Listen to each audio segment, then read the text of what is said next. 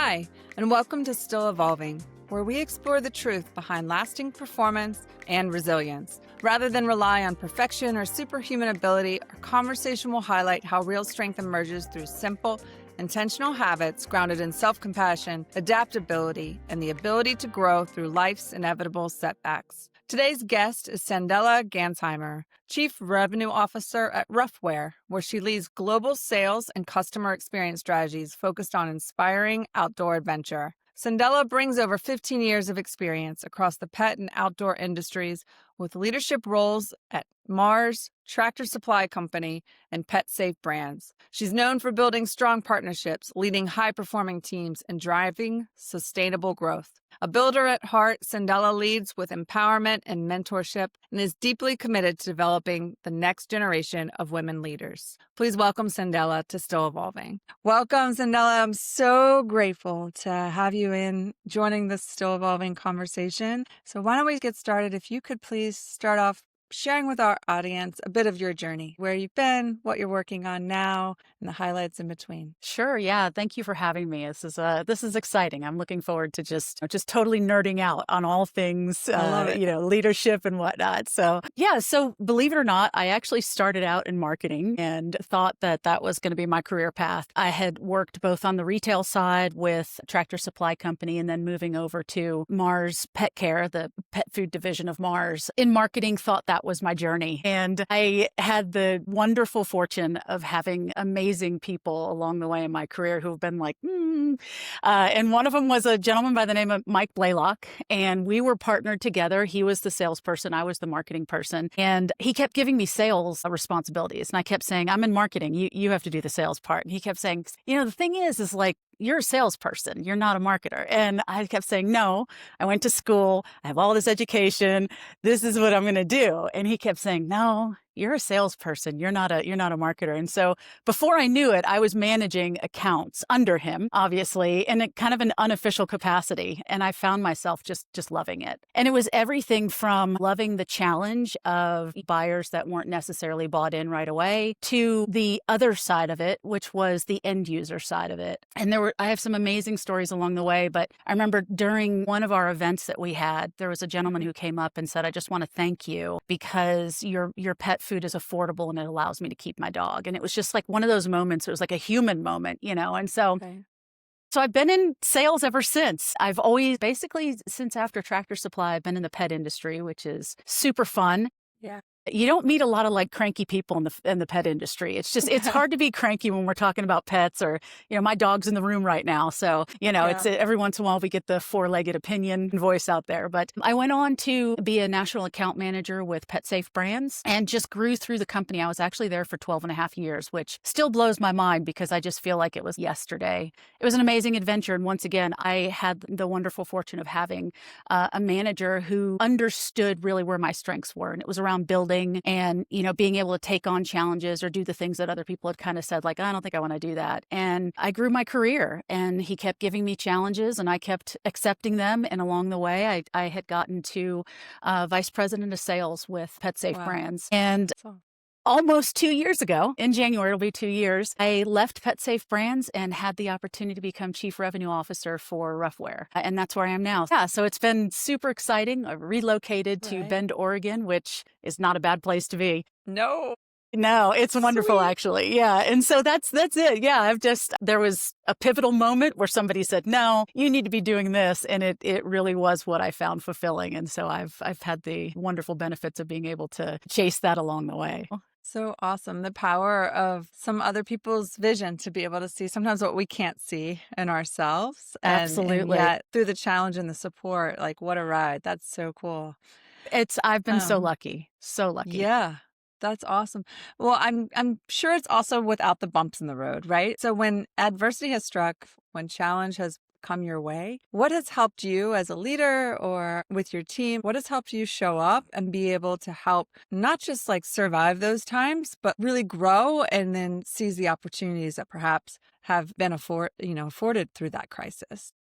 Yeah, I mean, I think the first thing is just, for me, it's always been accountability. I've always gone toward what the challenge was. And so if there's been moments in my career where there were hiccups, when I was with Mars, the way that we were structured at the time, marketing managers, which is what I was, were ultimately responsible for the project as a whole. And so anything that went well or didn't go well, regardless of the other players that were involved, we were the ultimate sort of, responsible party. And I cost Mars some money along the way, I can tell you that. And so, a lot of it was just like going toward the adversity or the challenge or the issue that arose and having the accountability for either my part in it or where I thought, I could have done better. And the other side of it was just asking for help.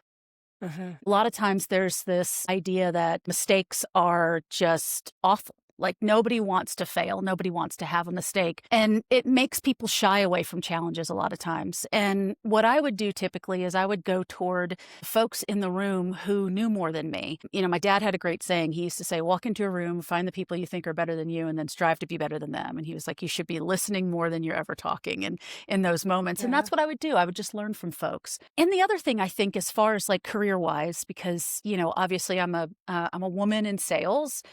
When I joined PetSafe Brands, I was the only woman on the sales team. And I love the boys. I do.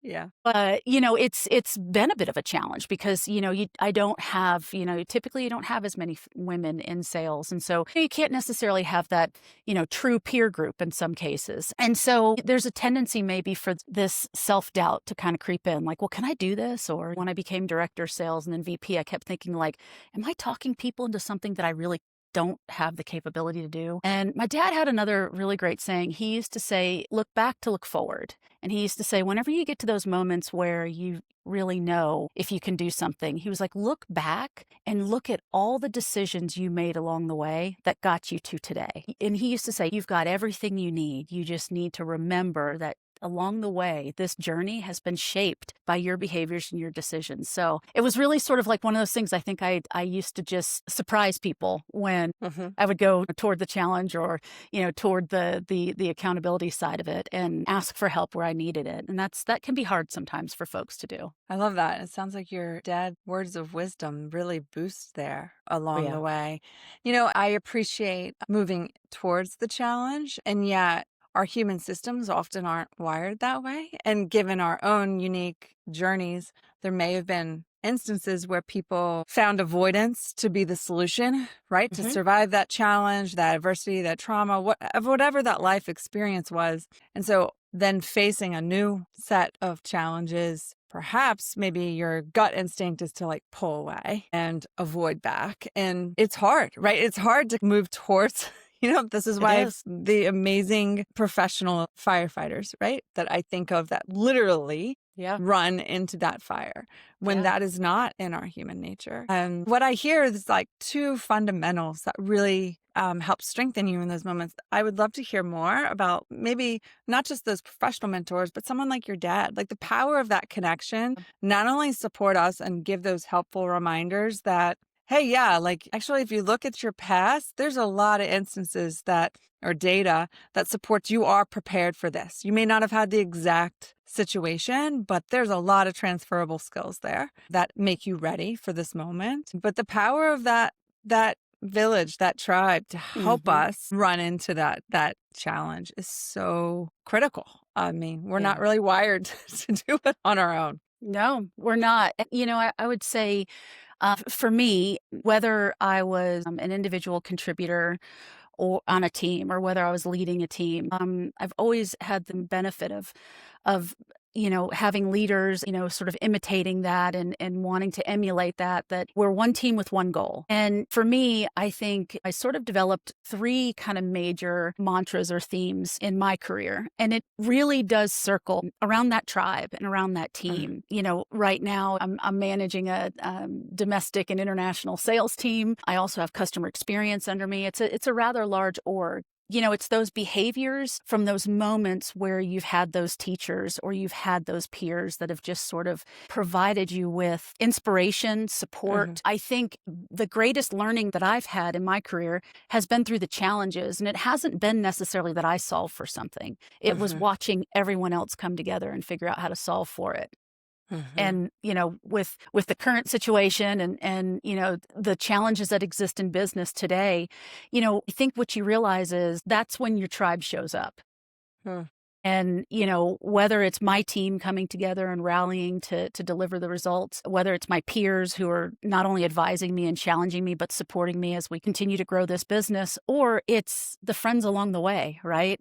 Yeah. My previous boss was like, "Hey, tariffs again. We went through this. You got this." And there was just a simple text, and I was like, "Wow, you're right." And same thing with folks along the way. It's just those kind of moments of check-in, or those moments of the human side, the humanity of Yeah. business. And I think keeping the human in front of what you're doing when you're leading and what you're doing when you're contributing, just seeing the human aspect and the human side of things. The other thing that I think is very innate in our behaviors as humans, just as a species, is the idea that like we can also sense, we have an amazing ability to sense somebody else's energy, Mhm. where somebody else is afraid, where somebody else where there might be trepidation, or Mhm. there could be the opposite. Maybe that fear is turning into anger. And it's as much about the unspoken as it is about the spoken. In keeping the human first and relating on that kind of personal level, it tends to change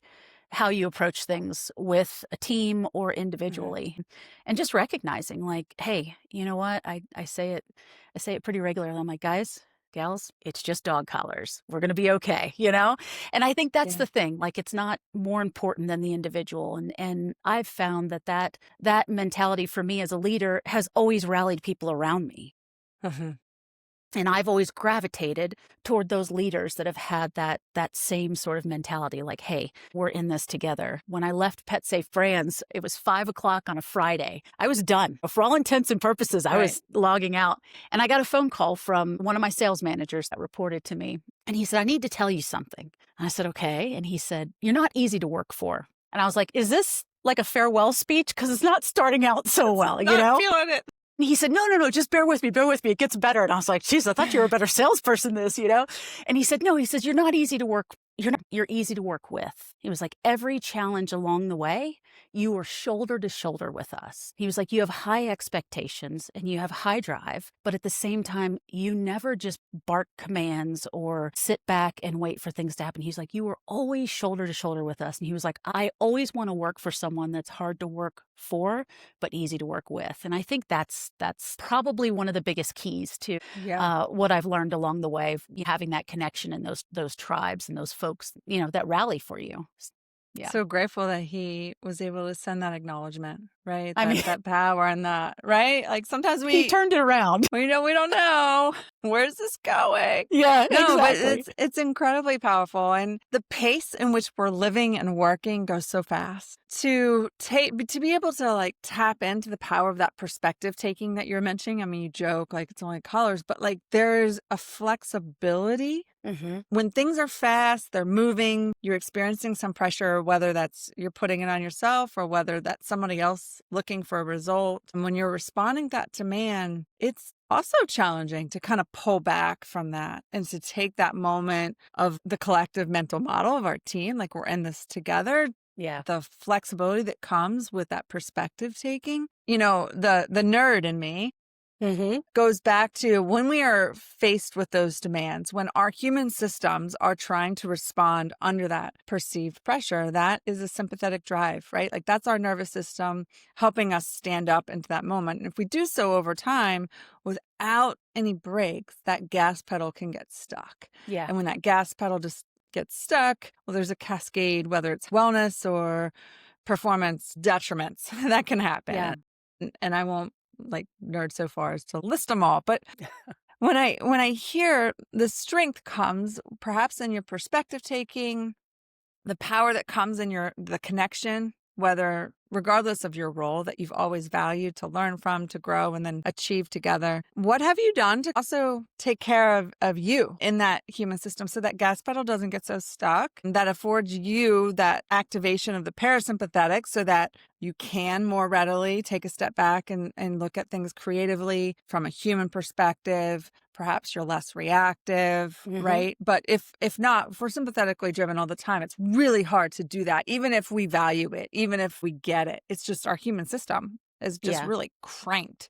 Yeah. So what do you do for recovery that helps keep that available to you? Yeah, you're right. It's the fear of taking a week off because of what the next week when you get back will look like. Yeah. And a lot of times we think we're taking care of ourselves by just kind of powering through.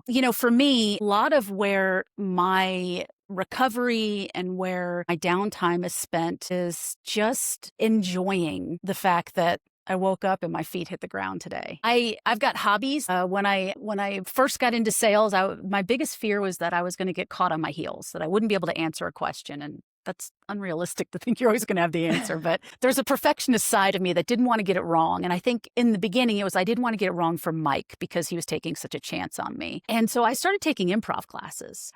Wow. And with the intent that it would help me think quicker on my feet. And what it turned into was over 10 years of being with this improv cast in Nashville and getting together with my friends once a week and just laughing. I mean, we thought we were hilarious, whether or not anybody else thought we were funny. And I think that was part of it, like just doing something. What I thought I was doing was something for myself on a professional level. I took a class. I'm like, I want to be here to improve my business communication skills. And they all kind of looked at me like, what's wrong with you?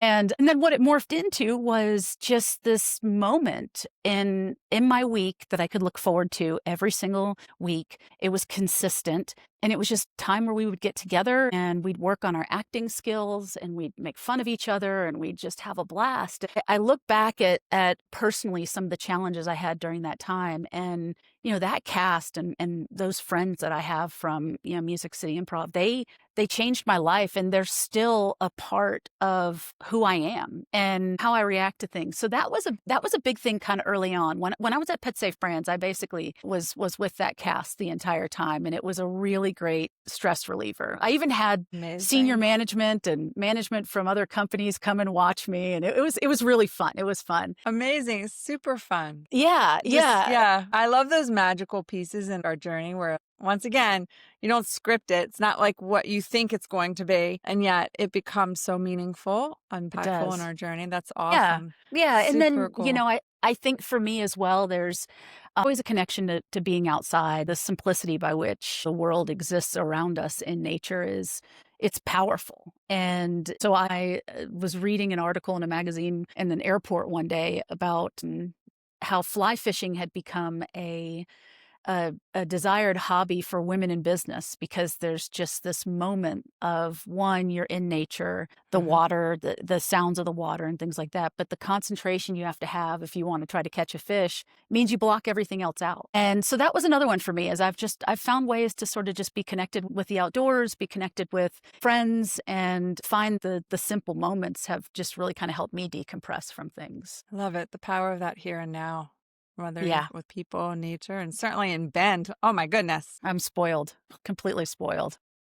Love it there. Love it there. Well, in wrapping up, although I regret, we have to do this again, but in wrapping up, I would love to hear kind of that immediate and actionable strategy, that tip, that tool, something that you find that you're using in your daily routine. Because as many of us out there that love to kick these ideas around mindset, power of connection, adapting through crisis, there's also some out there who are like, hey, I just need something. I need something to do that I can try to help in my path, my journey. What's that tip for you? What works? Yeah, for me, I've got 2 young girls, and I find that we learn best from each other through storytelling, right? Through the narrative that exists with the why behind things, or, the background behind things. And so for me, the real unlock came when I was able to recognize where my talents were lying. I probably wasn't a very good marketer, to be honest with you, but, recognizing where those talents were sitting and then developing my story, the future story, the past story, to be able to look back and say, I can do this. Being able to advocate and tell my story was a big piece of my evolving, to the point where it's not easy for women in business and probably in a lot of different circumstances to talk about what they aspire to, or to talk about, where they've been. We tend to be here and now, fixing all the things, doing all the tasks, and we forget to step back, zoom out, remember what we've done, remember the lessons along the way, but also be willing to tell your story. I typically start out when I have a new team, when I have a new teammate, when I interview. If they've gotten to the interview process where they're talking to me, they're skilled. I'm not going to quiz people on skills, but I want to know, about them. I want to hear them tell their story. And, I think if you share your story with people in your own way, you're advocating for yourself. And people are attached to that. My kids Yeah. love stories. My kids love when I ask them to do something and there's a reason and a story behind it. And typically people gravitate toward those folks that'll share their story and who they are. It's been a really powerful way in which I've personally connected with folks, and it's always been that personal side for me. So I would say just get really good at telling your story and advocating. What's your future story? You might take a really weird path to get there. You may never get there, but tell your story. So powerful. Not only do you leave people with the how-to, like you mentioned your kids, the how-to or what do you need to do, but it's so inspirational and connecting. I mean, just so movement. So thank you Yeah. very much for sharing. This has been Thank a you. pleasure, and I look to continue the conversation. I Thank hope you. so. Thank you so much. Awesome. All right.